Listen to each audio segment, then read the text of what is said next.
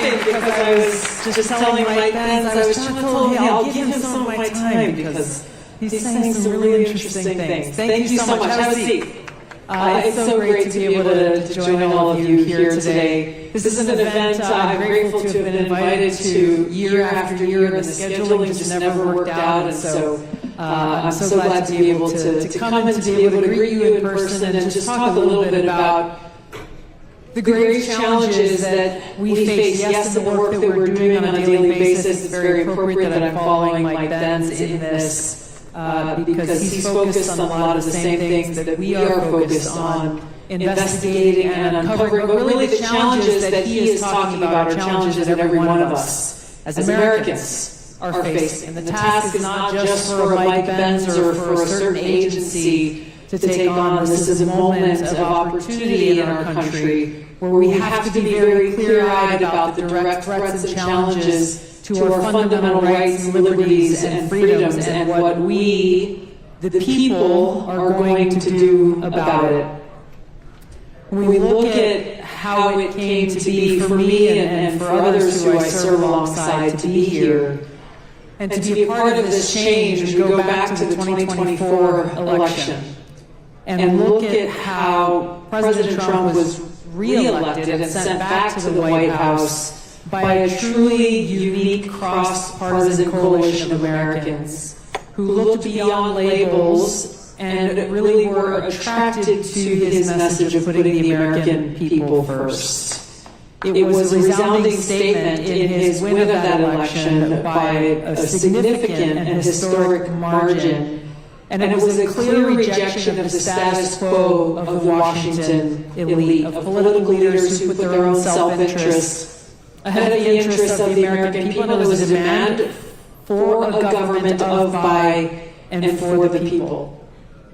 So here we are, about 7 to 8 months into this administration. President Trump has wasted no time in challenging this system, this broken system in Washington, and striking at its very root, delivering results for the American people to make our nation more safe, secure, prosperous, and free. I have the privilege of serving as America's 8th Director of National Intelligence, and President Trump has entrusted in me the mission and responsibility of overseeing the intelligence community, this sprawling network of agencies and entities that are charged with the task of providing timely and objective intelligence to the President and policymakers, free from politicization.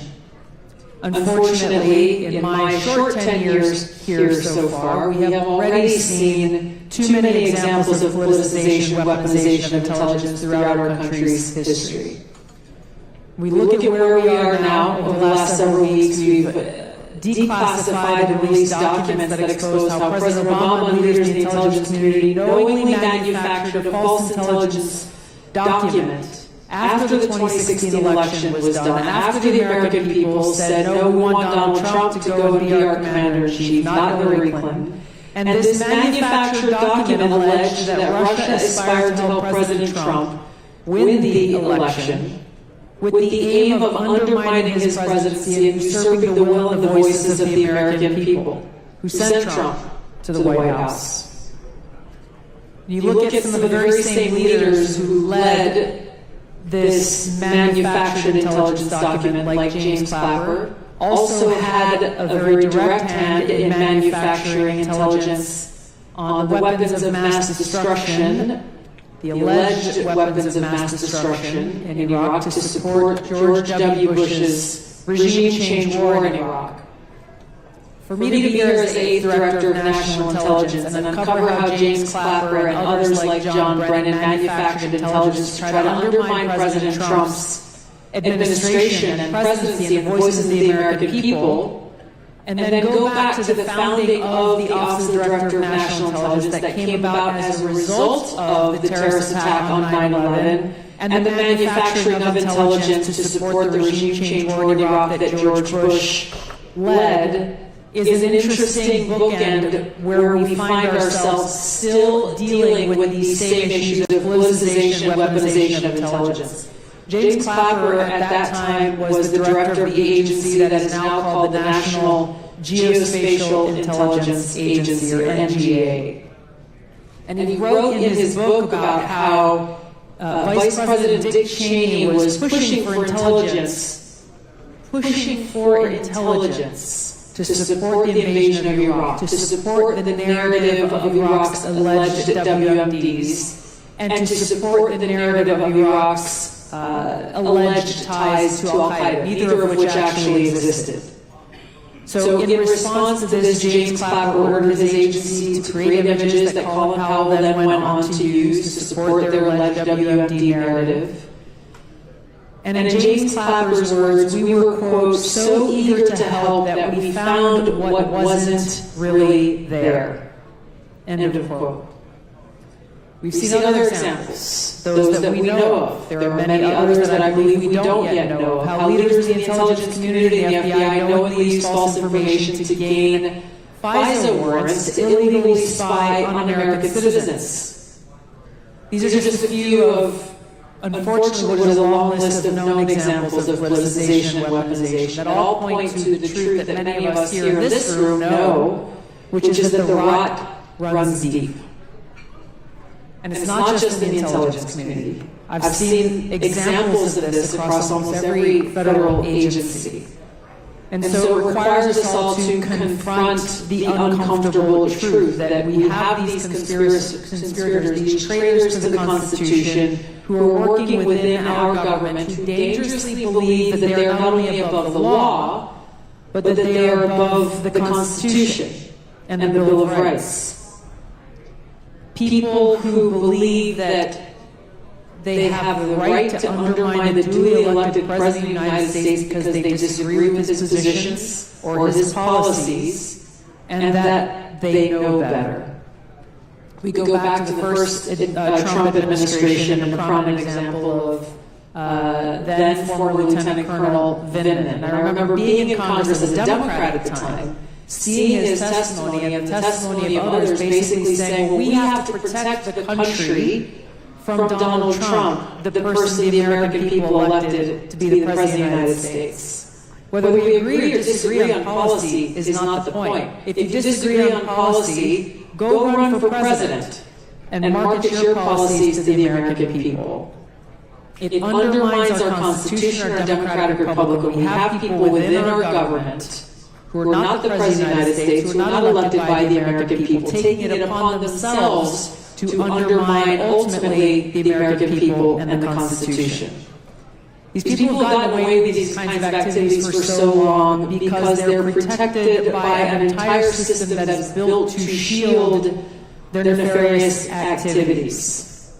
And they do this with the assistance and the protection of the deep state and the propaganda media. And those of us who have been targeted by this deep state are very familiar with the tactics.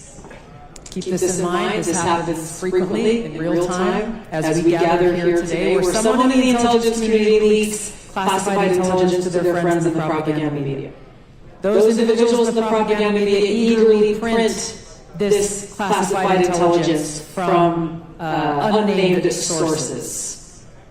Then we see other people in the media talk about this classified intelligence. No one's verified it.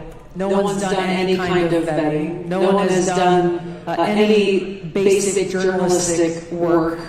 And then we see politicians repeating and talking about this thing that was leaked to the media.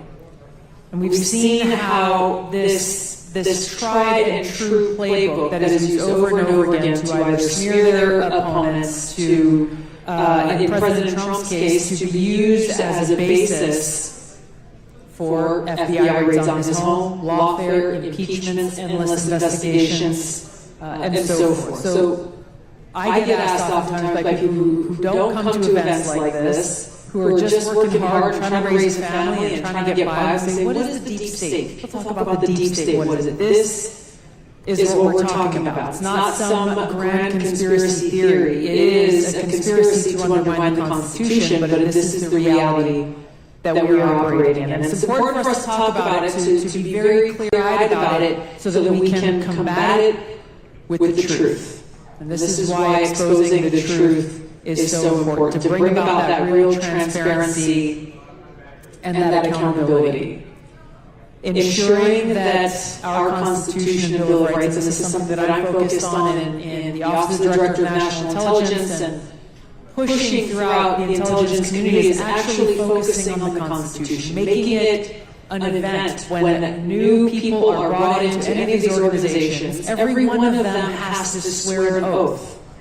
As many here did if you served in the military, if you served in different positions in government, to support and defend the Constitution, to talk about it, have a discussion. What does this actually mean and how do we apply it in the work that is done every single day? Because it must be our North Star every day. It must be that guiding principle that serves as our foundation and the left and right limits and the decisions that are being made within our work. Those who serve in government, in any position, at the very top, or those who may be coming in brand new, our sole focus must be on serving the American people and upholding the Constitution and Bill of Rights.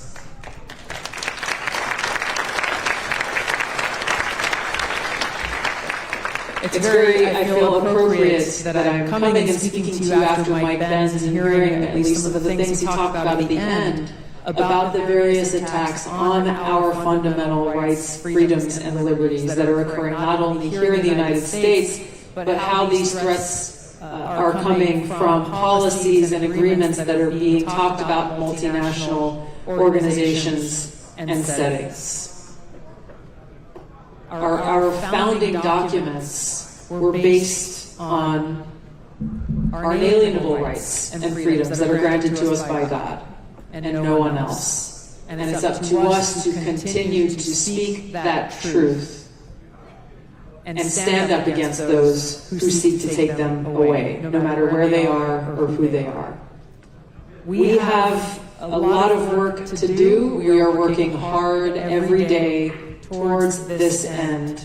When you look at how deeply entrenched the deep state is, those who believe they are more powerful than the Constitution, you can understand the work that we have ahead of us. But I'm grateful to serve in this position, grateful to President Trump for entrusting me with this mission to truly seek the truth, find the truth, and tell the truth to the American people so that true accountability and true change, lasting change, can come about. You shall know the truth, and the truth shall set you free. This change will only be possible if every one of us as Americans stands together and fights for it. The future of our country as a free nation is truly in our hands, and we cannot be complacent. We cannot fall asleep at the wheel and allow anyone to sneak in the back door and take it from us, literally and figuratively. So this movement for positive change, institutional and historic change, is about more than one person or one organization. It's about all of us, and it's about restoring the promise of America and the vision that our founders had for our country. And as we go back and look at their courage and their strength and the threats that were laid on them as they worked to write these founding documents, I hope that that gives us inspiration and courage and strength to fight the battles that we have before us, because we are the ones that they were referring to when they talked about a government of, by, and for the people. We're the only ones who can make it happen. Thank you for standing for freedom and liberty and truth. Aloha.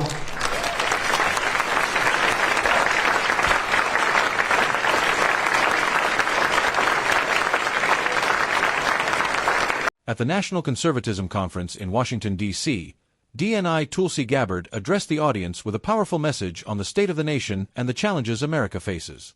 She began by expressing her gratitude for being invited to speak and explained how, despite the event being held annually, she had never had the chance to attend until now. Gabbard was pleased to be present and eager to engage with the audience about the critical issues at hand. She acknowledged the work being done by many, including Mike Benn, whose focus aligns with hers in tackling the pressing challenges facing the nation. The speaker stressed that these issues are not limited to a particular group or government agency, but are problems that all Americans must confront. Gabbard called for a united response, highlighting the need for everyone to be fully aware of the dangers threatening fundamental rights, liberties, and freedoms across the country. Reflecting on the 2024 election, Gabbard emphasized the role of President Trump in securing a historic victory. She pointed to the unique coalition of Americans from across political divides who supported Trump's message of putting the American people first. His win, she argued, was a resounding statement against the status quo of Washington elites, who she claims prioritize their interests over those of the American people. It was, in her view, a demand for a government that truly serves the people, a theme that Gabbard says President Trump has worked toward since taking office. As the current director of national intelligence, Gabbard shared her role in overseeing the intelligence community. She spoke about the intelligence agency's duty to provide accurate, objective information to the president and policymakers, free from any political manipulation. Gabbard expressed her concern over the politicization and weaponization of intelligence, noting that throughout American history, there have been numerous examples where intelligence was manipulated for political ends. One of the most alarming examples Gabbard cited was the declassification of documents that revealed how intelligence leaders under President Obama had manufactured false intelligence to undermine President Trump's presidency. This document, which was concocted after the 2016 election, falsely suggested that Russia had interfered to help Trump win the presidency. Gabbard drew parallels between this and past abuses of power, particularly the falsification of intelligence surrounding Iraq's alleged weapons of mass destruction. She pointed out how figures like James Clapper, former head of the National Geospatial Intelligence Agency, were involved in both the false Russian narrative and the WMDs in Iraq, showing a pattern of using intelligence to further political agendas. Gabbard's speech delved into how these actions, and others like them, demonstrated a deep-rooted issue of politicization within intelligence agencies. She cited examples of individuals who have tried to undermine not just President Trump but the will of the American people, underlining the danger posed by individuals who, in her view, see themselves as above the law and the Constitution. She also mentioned the involvement of certain individuals in the intelligence community, who, she believes, have been protected by a system that shields their illegal activities. Gabbard called this group the deep state, and described them as conspirators within the government who are more concerned with maintaining their power than upholding the Constitution. She explained how this group, with the help of certain media outlets, spreads false intelligence and misinformation to further their agendas.